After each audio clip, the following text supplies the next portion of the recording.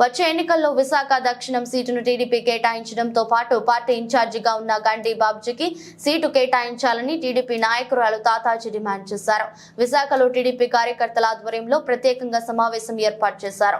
ఈ సందర్భంగా మాట్లాడుతూ పార్టీ కష్టకాలంలో ఉన్న నాటి నుంచి విశాఖ దక్షిణ నియోజకవర్గం కోసం ఎంతో విశేష కృషి చేసిందని, గండి బాబ్జీ సేవలను గుర్తించి కూటమిలో భాగంగా ఆయా సీటును టీడీపీకే కేటాయించాలని కోరారు. గండి బాబ్జీకి ఆ సీటు కేటాయిస్తే నాయకులు కార్యకర్తల కలిసి సమిష్టిగా పనిచేసి గండి బాబ్జీని అత్యధిక మెజారిటీతో గెలిపించుకుంటామని తెలిపారు. ఈ కార్యక్రమంలో టీడీపీ నాయకులు రామిరెడ్డి, కేదారి లక్ష్మి తదితరులు పాల్గొన్నారు. మా సౌత్ నియోజకవర్గం అందరూ కూడా ఇబ్బంది పడుతున్నాం. కార్పొరేషన్ ఎలక్షన్లో కూడా మాకు ఒక ఇన్ఛార్జ్ లేకుండా 14 ఓట్లలో కూడా 4 సీట్లు గెలుచుకున్నా. ఈరోజు వరకు కూడా కంచుకోటగా ఉన్న సౌత్ నియోజకవర్గం టీడీపీ. తర్వాత మీకంటూ ఒక ఇన్ఛార్జిని పంపిస్తాను. అక్కడ గణేష్ కుమార్ అనే వ్యక్తి జాతి పేరు చెప్పుకొని, చెట్టి పేరు చెప్పుకొని కాయలు అమ్ముకునే వాడికి తగిన గుణపాఠం చెప్పాలంటే తగిన వ్యక్తి కావాలి అని చెప్పేటప్పుడు మేము ఆనందపడ్డాం. అటువంటి వ్యక్తిని ఎవరనుకొని ఎదురు చూసినప్పుడు గతంలో ఎమ్మెల్యేగా చేసిన వ్యక్తి, ఇప్పుడు ఎక్స్ఎమ్మెల్యేగా ఉన్న వ్యక్తి, ఈరోజు విశాఖపట్నంలో సౌత్ నియోజకవర్గంలో ఇన్ఛార్జిగా ఉన్న వ్యక్తి గండి బాబ్జీ గారు.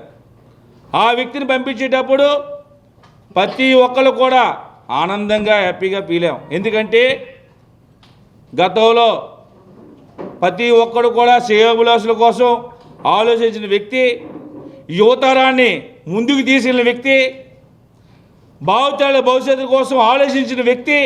అటువంటి వ్యక్తి ఉంటే రేపు సౌత్ నియోజకవర్గం అన్ని కమ్యూనిటీలు కూడా అన్ని విధాలుగా సహాయ సహకారాలు అందిస్తారనే అందరూ కూడా ఈరోజు వరకు కూడా 14 ఓట్లు కూడా వార్డు ప్రెసిడెంట్లు కానీ, క్లస్టర్ ఇన్ఛార్జీలు కానీ, కార్పొరేటర్ క్యాండిడేట్లు కానీ, అలాగే కార్పొరేటర్గా పోటీ చేసిన క్యాండిడేట్లు కానీ, అనుబంధ సంస్థల ప్రతి ఒక్కరు కూడా ఆయన కోసం ప్రతిరోజు కూడా ఆయన ఏ ప్రోగ్రాం చెప్పినా సరే స్టేట్ ఆదేశాల ప్రకారంగా ఆయన ఏ ప్రోగ్రాం చెప్పినా సరే ఈరోజు వరకు ప్రతి ప్రోగ్రాం కూడా హాజరవుతూ ఉన్నాం.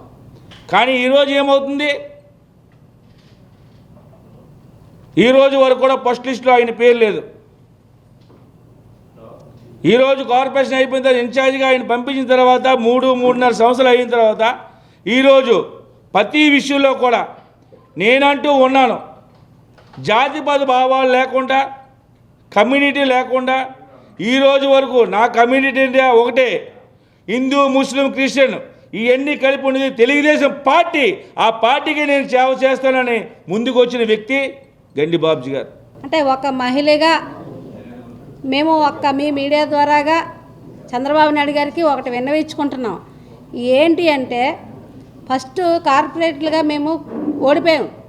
ఆ రోజు వార్డు ప్రెసిడెంట్ని, కార్పొరేట్లో ఉన్నటువంటి గెలిచిన వాళ్ళని, ఓడిపోయిన వాళ్ళని అందరినీ బాబు గారు పిలిచారు.